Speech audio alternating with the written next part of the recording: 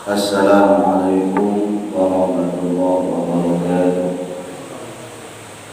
Biniyatin lillahi wa ala niyatil futuh wal rusukh wal munabbah nasuh wa salahil jasadi wal ruh wa ila hawal nabiyil mustafa rasulillah Muhammad sallallahu alaihi wasallam wa alihi wa ashabihi wa azwajihi wa dhurriyyatihi wa ahli baitil kiram wa ila hadarati mu'allifil kutubil mukhlisin alladziina ta'allamna wa 'allamna mu'allafatihim wa ila hadarati masyayikhina wa mu'allimina bid-din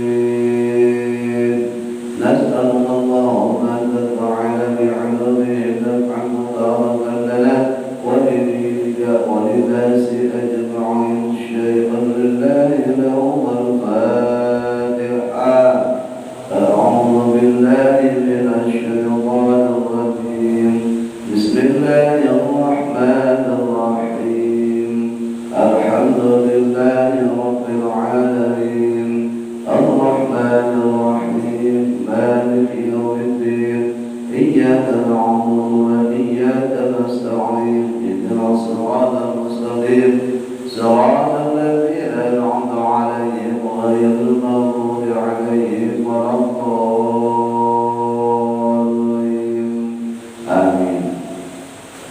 بسم الله الرحمن الرحيم الحمد لله رب العالمين وبه نستعين على أمور الدنيا والدين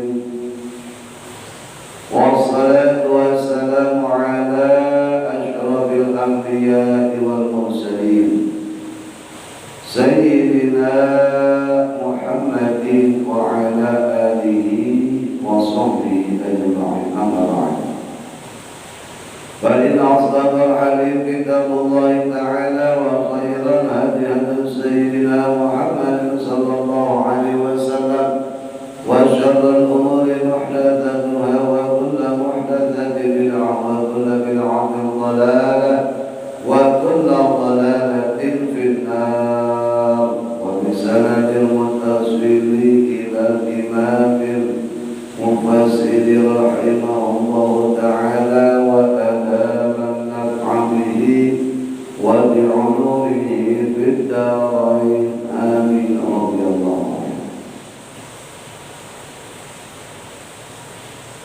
قال تعالى أعوذ بالله السميع العليم من الشيطان الرجيم سلام قولا من رب رحيم. Salamun keselamatan atas kamu sekalian. Qaulan Allah berfirman, qaulan akan firman yang sesungguhnya. Mir Rabbin dari Tuhan Rahim yang Maha Penyayang. Ay yusallimu membaca salam Allah atau memberikan salam Allah alaihim kepada ahlul jannah. Qaulan akan ucapan ay yaqulu yakni yaqulu berfirman Allah lahu kepada ahlul jannah. Qaulan akan ucapan. Para jamaah Masjid Jami' Nur Hilal yang semoga Allah muliakan, alhamdulillah, puji syukur senantiasa kita panjatkan kehadirat Allah Subhanahu wa ta'ala yang senantiasa mencurahkan dan melimpahkan karunia-Nya kepada kita. Sholawat beserta salam semoga ditetapkan kepada baginda Nabi besar Muhammad sallallahu alaihi wasallam untuk selamanya. Para jamaah, ayat ke-58 daripada surat Yasin, yaitu salamun qaulan min Rabbir Rahim. Jadi ini menceritakan tentang penduduk surga di saat orang yang beriman dimasukkan oleh Allah ke dalam surga, kemudian menikmati kenikmatan-kenikmatan yang ada di dalam surga. Maka ada sebuah hadis yang diriwayatkan daripada Imam Jabir radhiyallahu anhu bahwasanya Rasulullah sallallahu alaihi wasallam menyampaikan akan hadis tentang penduduk ahli surga. Di saat penduduk surga sedang menikmati kenikmatan-kenikmatan di dalam surga, tahu-tahu tersinari ini penduduk surga oleh sebuah cahaya.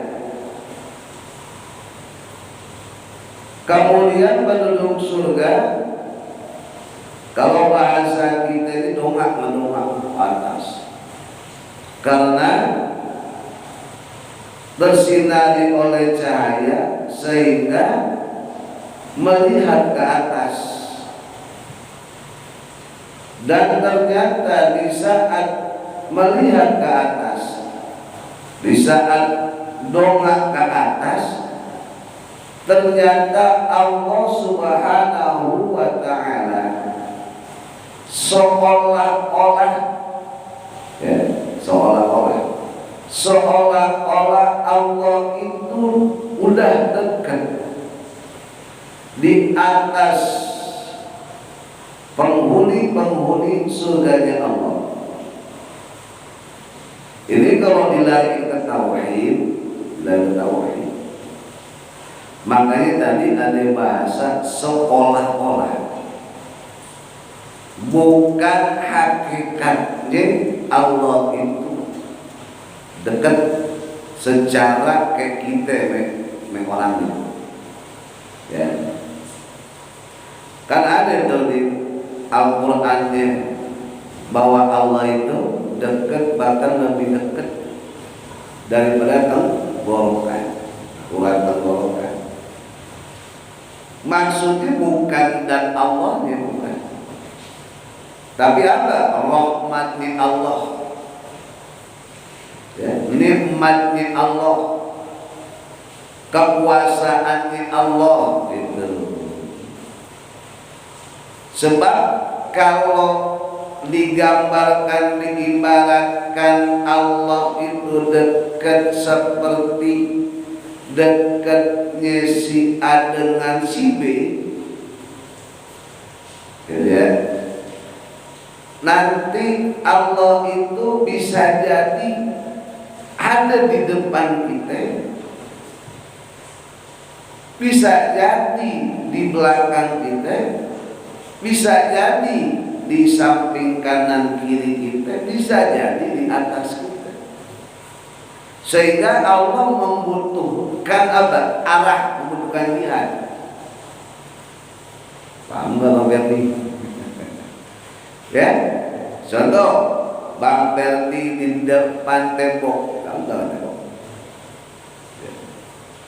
Terus apalagi di samping kanan, samping kiri Pak Haji Syarifudin, di samping apa kirinya Bang Ian, samping kanannya Pak Syarifudin, Pak Haji Syarifudin. Di atas karpet, di bawah atap, gitu ya. Nah, nanti Allah itu seperti begitu. Kalau diibaratkan dekatnya Allah dengan kita seperti dekatnya si fulan dengan si fulan. Sedangkan Allah mukhalafatul hawadith, berbeda dengan yang baru. Si fulan A baru, si fulan B juga baru. Sesuatu yang baru itu butuh jihad, butuh arah, butuh tempat, gitu. Nah, Allah itu berbeda dengan yang baru, maka Allah berbeda dengan makhluknya. Kalau makhluk terkena dengan jihad, yaitu arah, barat, timur, utara, selatan, dalam, luar, maka Allah itu nggak terkena dengan itu. Allah itu terlepas dari itu, nggak kena. Makanya tadi dibahasakan apa? Seolah-olah Allah itu seperti di atas, dalam arti apa? Allah tidak butuh, tapi Allah itu tahu, Allah itu dekat. Tapi dekatnya Allah bukan seperti dekatnya kita tadi. Dan dekatnya di sini dalam arti Allah senantiasa mengawasi, mengetahui, melihat, mendengar kita. Paham ya? Sebab ini kalau nggak diterangin tauhid bahaya. Oh, nanti Allah itu di surga. Nah, sekarang Allah di mana? Ya. Oh, Allah di mana sekarang nih? Nah, itu nggak boleh. Ya. Jadi Allah itu seolah-olah apa tadi? Di atas penduduk surga. Ya. Paham nih Bang Gadi?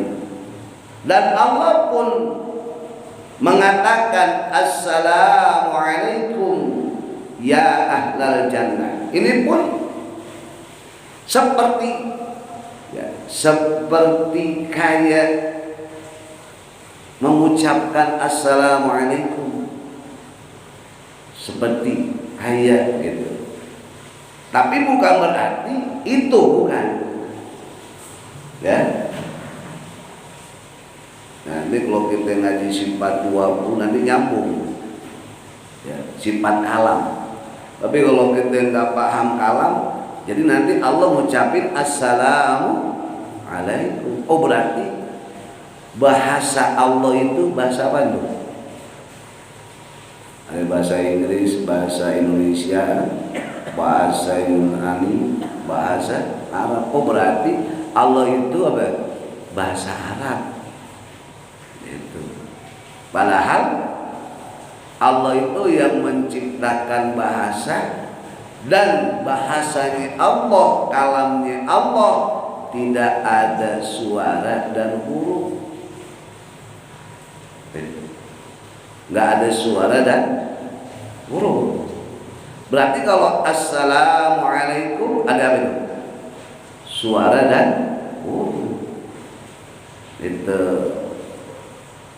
Nah, terus bagaimana? Di sini penduduk ahli surga dikasih tahu, dikasih paham, dikasih ngerti akan kalamnya Allah gitu, yang nggak ada suara dan huruf. Intinya Allah ridho kepada penduduk surga gitu, sehingga kaya Assalamualaikum gitu, kaya Assalamualaikum. Kedalaman nggak Pak Syarifudin? Hah? Kedalaman ya? Gitu.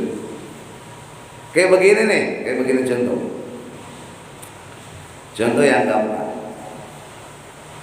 Kita nanya sama tukang ojek, Pak, masjid itu di mana? Dijawab, oh masjid di depan 100 meter lagi, sebelah kanan. Ada suara gak itu? Ada. Nah, ada lagi contoh, kita lagi jalan nyari masjid, ada tuh gambar pelang, ada gambar mas. Kira-kira kita paham nggak dengan melihat gambar tersebut? Paham bahwa di depan ada apa? Masjid. Padahal itu gambar ngomong nggak? Ada. Ada suaranya nggak? Ada hurufnya nggak? Nah, dan gambar itu menjelaskan, menunjukkan di depan ada. Cuman kita dikasih paham, dikasih ngerti. Oh, di depan ada apa? Masjid. Nah, seperti itu. Tapi bukan Allah kayak begitu. Ini supaya mudah dicerna, dipaham. Ya. Nah, kalau tadi ada omongan tuh, Pak, masjid di mana? Oh, di depan 100 meter lagi, sebelah kanan. Kalau tadi gambar, dia ngomong nggak itu? Enggak, tapi dia menunjukkan bahwa di depan ada. Padahal dia nggak bersuara, nggak berhuruf. Nah, paham tuh? Atau juga omongan hati kita, suara hati kita ada suaranya enggak? Enggak ada, tapi ngomong enggak? Hah? Ngomong itu orang kenapa ya? Ada suaranya enggak? Enggak ada. Atau lagi contoh seperti apa? Seperti paha kita digigit nyamuk. Nah, paha kita digigit nyamuk. Kemudian itu nyamuknya kabur, meninggalkan gatal. Tahu-tahu ini tangan kita paham dengan paha kita apa? Gatal. Karena tangan ini paham, akhirnya tangan ngapain? Hah? Garuk kan? Jadi tangan ini dikasih paham dengan keadaan paha kita kan? Padahal itu paha ngomong nggak? Nah, nggak ngomong ya? Paha ngomong nggak? Enggak. Ada suaranya nggak? Ada hurufnya nggak? Tapi tangan dikasih paham. Gitu. Masuk nggak? Pak Syarifudin, masuk nggak? Nah, jadi kalamnya Allah nggak ada huruf, nggak ada suara. Tetapi malaikat dikasih paham tentang kalamnya Allah gitu. Kalamnya Allah nggak ada huruf, nggak ada suara, tapi Nabi Musa dikasih paham oleh Allah akan kalamnya Allah gitu. Ya. Nah, penduduk ahli surga dikasih paham oleh Allah bahwa Allah itu ridho dengan penduduk surga. Jadi kayak seolah-olah assalamu alaikum. Nah, ini kalau dilalui ke tauhid. Kalau dilalui ke tauhid, tapi kalau buat umum ya Allah assalamualaikum, menyampaikan firman-Nya assalamu alaikum. Sebab kalau dijelasin seperti tadi nggak paham dah. Gitu. Ya, kalau orang yang awam biar paham. Cuman kalau nanti ada yang mengkritik, oh berarti Allah itu ada huruf dan suara. Padahal maksudnya bukan begitu. Nah, terusin. Balidzalika ma'na qauli ta'ala salamun qaulan mir rabbir rahim. Itulah makna daripada firman Allah salamun qaulan mir rabbir rahim. Itulah makna. Jadi Allah menyampaikan salam kepada penduduk surga. Itulah yang dimaksud salamun qaulan mir rabbir rahim. Dan Allah melihat penduduk surga. Jadi tadi seolah-olah sepertinya Allah dekat. Jadi Allah itu nggak butuh jarak. Yang dekat dan jauh itu adalah makhluknya. Ya. Untuk kalau di dalam sifat apa ya? Dalam sifat mukhalafatul hawadisi itu dijelasin. Ya, jadi Allah terlepas dari jarak, terlepas dari arah. Makanya Allah nggak dekat, nggak jauh. Bukan tengah-tengah, gitu. Bukan tengah-tengah. Sebab yang dekat dan jauh itu hanyalah makhluk. Tapi jangan dibayang, oh itu kayak gimana, jangan. Karena akal kita nggak bakalan sanggup. Sebab akal kita terbatas, Allah tidak terbatas. Makanya yang terbatas nggak bakalan bisa meliputi yang tidak terbatas. Allah tidak terbatas, kita terbatas, maka Allah meliputi yang terbatas. Karena itu lihat di situ. Yuhayyaquna bisyai'in min ilmi. Allahu la ilaha illa huwal hayyul qayyum la ta'khudhuhu sinatun wa la nawm lahu ma fis samawati wa ma dzalladzi Jadi Allah meliputi akan segala sesuatu. Wala yuhyiquna bi syai'in min 'ilmi. Jadi tidak bisa makhluk itu meliputi akan ilmunya Allah. Tidak bisa. Sebab makhluk itu terbatas. Kemudian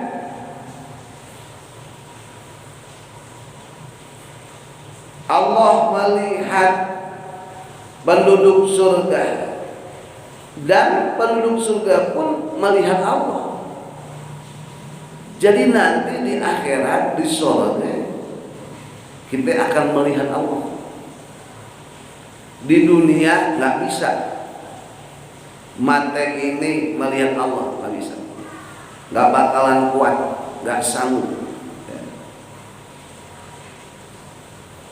Makanya kalau ada orang yang bilang bahwa si fulan melihat Allah di dunia, itu bisa murtad. Makanya Rasulullah sendiri melihat Allah bukan di dunia, ya, tapi di atas langit. Jadi bukan di dunia, bukan di bumi. Jadi nanti penduduk surga melihat Allah, dan itu merupakan nikmat yang luar biasa. Padahal nikmat surga itu luar biasa, tetapi ada nikmat yang paling luar biasa, yaitu nikmat melihat zat Allah. Melihat zat Allah. Nanti kita bakal melihat Allah. Di saat penduduk surga lagi menikmati kenikmatan yang ada di surga, maka di saat melihat zat Allah, itu penduduk surga lupa dengan nikmat yang ada di surga. Padahal nikmat yang di surga luar biasa. Luar biasa. Tapi di saat melihat zat Allah, itu penduduk surga, ahli surga lupa dengan nikmat yang ada di surga. Kayak seperti apa ya? Seperti seorang pemuda yang lagi jatuh cinta, dapat kiriman paket dari kekasihnya. Isi paketnya itu jam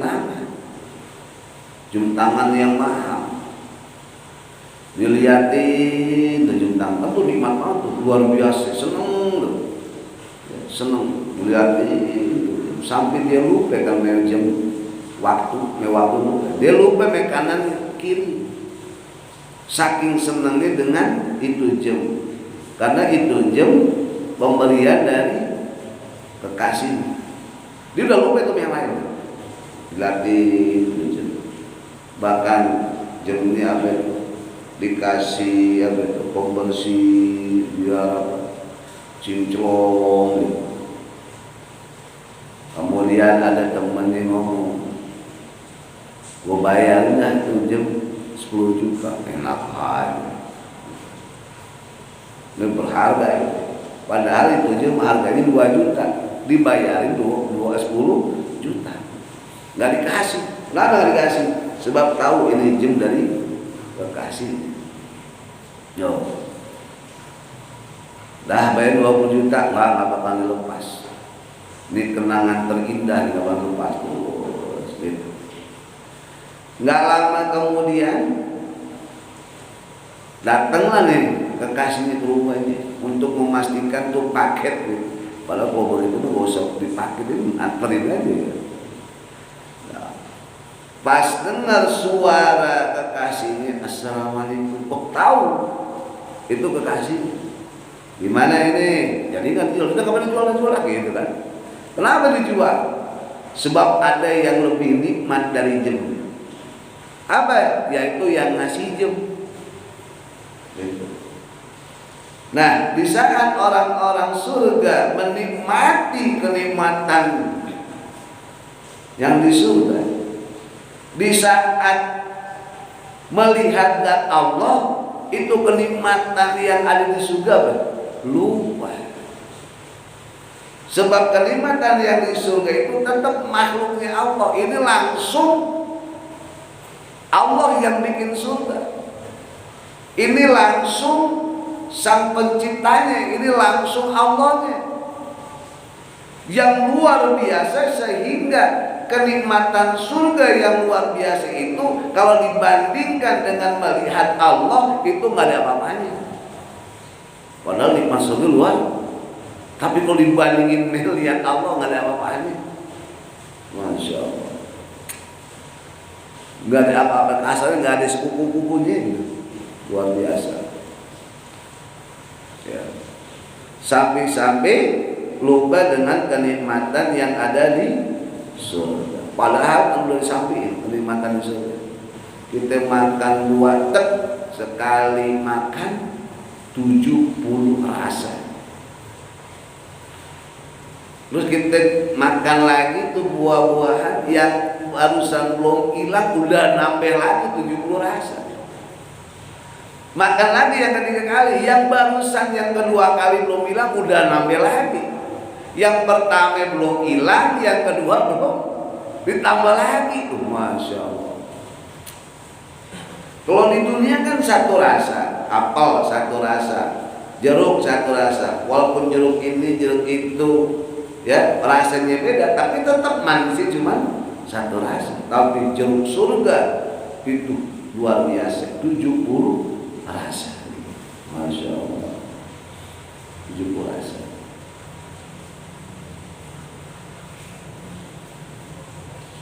Nah, jadi melihat Allah itu kenikmatan yang luar biasa, sehingga Allah menutup ke penduduk surga akan nikmat-nikmat yang lain. Ketutup, jadi tutup dan ketutup. Itu. Ketutup. Kasarnya kalau bahasa kita terpana, udah terpana kayak orang bengong di lupa yang lain. Makanya kita ini di saat sholat seperti menghadap Allah. Orang-orang tertentu itu yang udah kenal dengan Allah, dinikmat dalam sholatnya. Persis kayak kita nikmat juga dalam sholat, nikmat ngelamun. Apalagi imamnya lama banget, aduh, menghayal.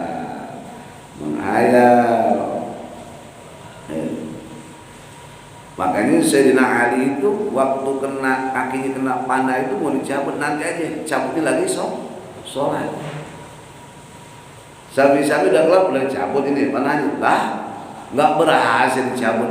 Masya Allah. Saking apa itu nikmatnya, nikmatnya. Ya. Jadi Nikmat surga yang paling luar biasa adalah melihat zat Allah. Gitu.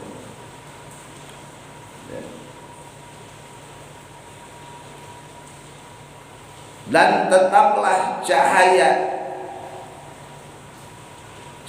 Allah, bukan berarti Allah itu cahaya, bukan.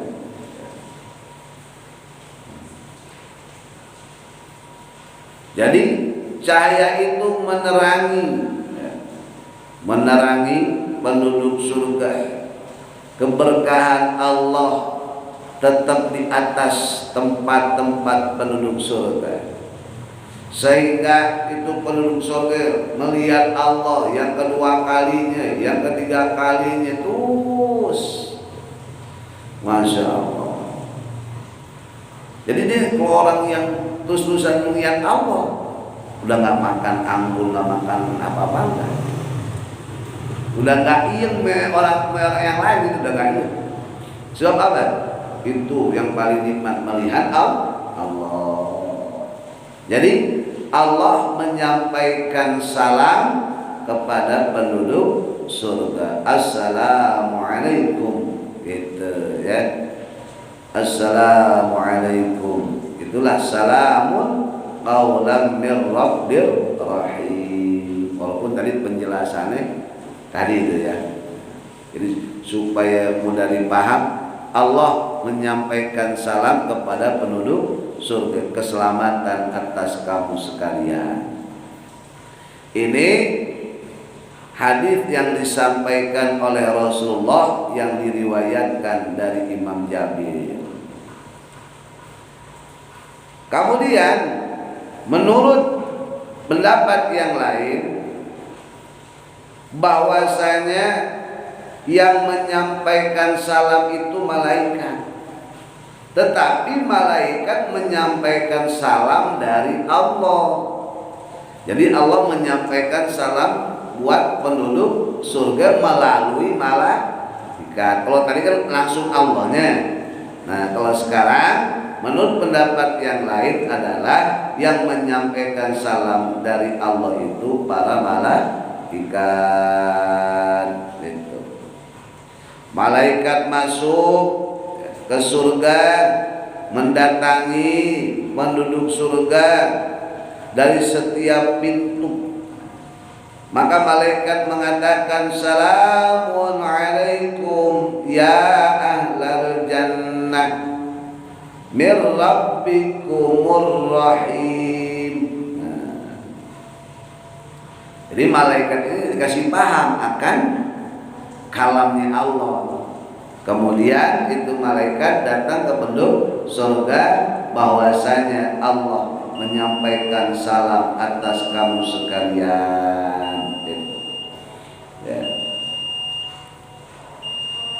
Ya sampai sini. Ini masih panjang sebenarnya ini. Ya sampai sini ya. Jadi ayat salam qaulan mir rabbir rahim ada dua. Ya, sebenarnya masih banyak. Dua pendapat.